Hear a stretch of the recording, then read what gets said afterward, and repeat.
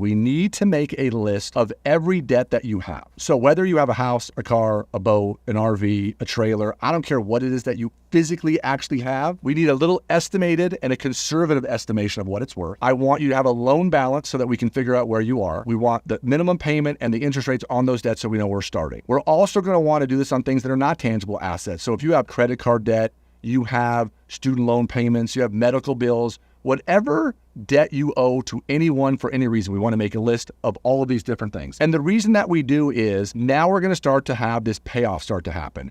And people ask me all the time, should I invest or should I pay off my debt? And here's the thing. Your debts are usually at interest rates so much higher than what we can earn on other things. So you hear the term high yield savings account, which you might earn 4 or 5%. The long term over the last 50 years over the stock market has been about 10% returns. So if you have debts, especially for things that are not your house, all the other debts, which typically all can become less and less valuable over time, usually the interest rates are really high on those things, we want to focus on paying all that debt off first. So with that being said, we also want to know how much money you're making, how much money is being deposited in your checking account every 2 weeks. And if you have any savings balances or 401k balances, or any other information that you have so we can figure out exactly where you are as far as your net worth goes. And then we can start this process of paying off your debt. I went and Googled the word debt payoff, and you will see a million different ways. Debt snowball, debt avalanche, debt consolidation companies, balance transfers, debt settlement companies. There's a million different ways to do it. But for example, a debt consolidation company is going to charge you a fee to take a whole bunch of these debts, put them into one place so they only have one payment. Of course, they're doing that so they can make money too. You see offers all the time about balance transfers for a credit card where they say, hey,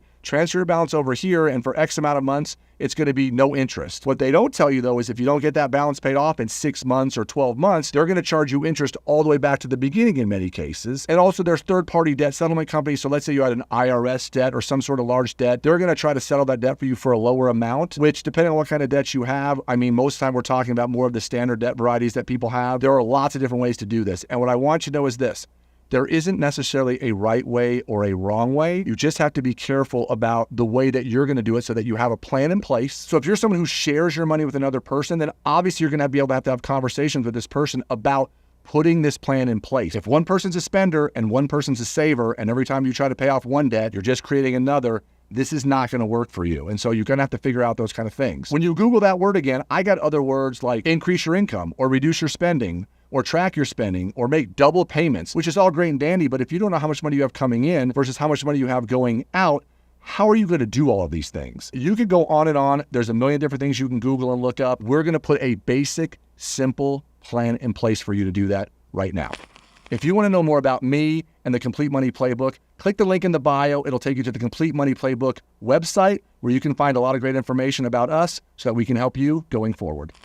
So here's the deal when it comes to debts and paying off your debt. First things first we got to do, and you can call it whatever you want. I call it a budget. There are other people out there who will call it a financial plan, a spending plan, a balance sheet. I honestly don't care what you want to call it. It's basically all the same thing, which means we have to have a budget. There are lots of different ways to do that. I actually brought a little copy of one that I did with my son and his friends, and we did it just in an Excel spreadsheet. If you go in Excel, just type in sample budget. It'll give you one, and it gives you a lot of the categories for that. For those of you that are doing it online, there was a million online apps that you can do it in, whether it was NerdWallet or EveryDollar or Rocket Money, Honeydew, Budget Pulse. There were tons of them. I couldn't even believe how many of them they were. And I've never used an online budgeting tool, so I don't know if they're difficult or easy to do. I just know this. Because in today's world with debit cards and credit cards and online payments and a million other ways to transfer money to each other, people are not feeling the pain of spending that money. So I would love for you to do for the next maybe 3 months, I don't think we'd have to do it much longer than that, is either print up this spreadsheet off of Excel or literally get a pad of paper and start writing this down yourself. So we want to start off with the easier category, which is obviously income. So most of you that are watching this probably get paid every 2 weeks. I am a commissioned salesperson, so I don't get paid every 2 weeks. So for me, I have to more forecast what my income is going to be, so I focus more on the other side of this balance sheet. But first things first, we got to know how much you're getting deposited in your account every month. And if you are one of those people that's having money pulled off the top for a health savings plan or a 401k plan or other things, we want to make sure that we're tracking that stuff as well. But first things first is, where's your money coming in from? Are you earning money from a side hustle, or you're earning money from investments or interest from a savings account? Whatever it is, we want to categorize that all up front. For those of you guys that are making money that are like me, then you're just going to have to forecast it the best you can. But when it comes to the other side of the expense categories, where we're going to track all our expenses, we're going to want to do that in great detail. And of course, the big ones that we always talk about are housing, transportation. When we talk about housing, we're talking about not just your house payment. We're talking about the power bill, the water bill, the trash bill, maintenance, landscaping, repairs, everything that goes involved with a house. Because if somebody gets surprised that a house needs maintenance, whether it's an upgrade, you shouldn't be surprised by any of these things. It's something that you know that's going to happen. No difference in transportation. When I was going through this with my son and his friends, it's funny to me how they get shocked when their car needs new cars, or it's time for an oil change, or every year your registration comes due. You've got to track all these things. And for a short time, what I want you to do, honestly, is get a little book like this and walk around with it. And for a while, every time, whether you're actually physically writing a check, which most of you aren't going to do, but I think it's a good idea, whether you're using your debit card, your credit card, whether you're using Venmo, whatever it is, every time you spend some money, I want you to sit there and write it down in this book. And I think you would be surprised how much money you're actually spending. This is the same conversation I have with people when it comes to health and food, is if you literally for a week wrote down every single thing you put in your mouth, you would actually be eating probably a lot more than you think, and maybe not as healthy as you think. And I know for me, that's always a big one because I struggle more with the food thing than I do with the finance thing. So we're going to start with those. So the next thing I want to explain is, and you're going to see these terms on the internet too, if you were to Google the top 10 types of budgets, you're going to see zero-based budgets and envelope budgets and pay yourself first and calendar budgets, cash budgets where someone is typically, just using cash for everything. And in today's world, a lot of places won't even accept cash. And something like an envelope budget, which is something that my grandfather did way back in the day, where literally just had envelopes in a drawer. They put money in those envelopes and they only spent cash out of those envelopes. Obviously, back in the 40s, 50s, and 60s, where we didn't even have credit cards yet, that was a strategy that probably worked a lot better than it would now. However you want to track it, and I know for me, I do it on a monthly basis, and I used to have to do it in writing and on paper, and now in today's world, I don't have to do it that way anymore. So some short-term pain for some long-term gain.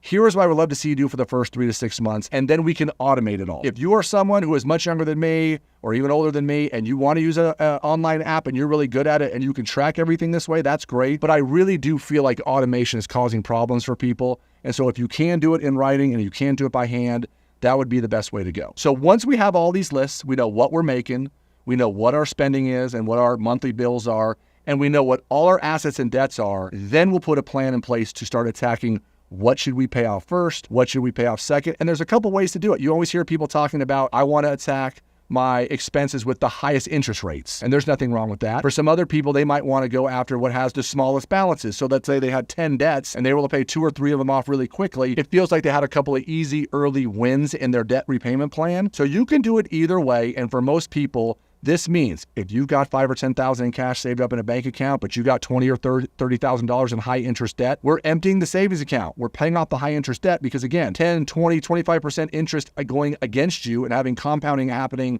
negatively is a whole lot worse than if we have money sitting over here trying to earn 4 or 5% in a high yield savings account, or even being able to earn on average 10% in the stock market. Now, we want to do those things and long-term we're going to do those things, but first things first, we are never going to win and we are never going to get ahead if we can't get rid of literally every single bad debt that we have. And the only debt I really want to see people have are mortgages on either their primary residence or rental property. And those are things we're going to talk about in the future. So today's homework is a big one. You've got a lot to do here, especially for those that have a lot of debts. And some of this should be relatively easy to find because you can go online, probably have apps on your phones for a lot of these bank accounts. I know I do. I can look at all that stuff and you want to look at it every day. So pad of paper, Excel spreadsheet, app, I don't care, and have a little black book or some sort of book that you can write all these debts down on a regular basis so that we can start to figure out where we are and now start putting a plan in place so that we can start paying these things down.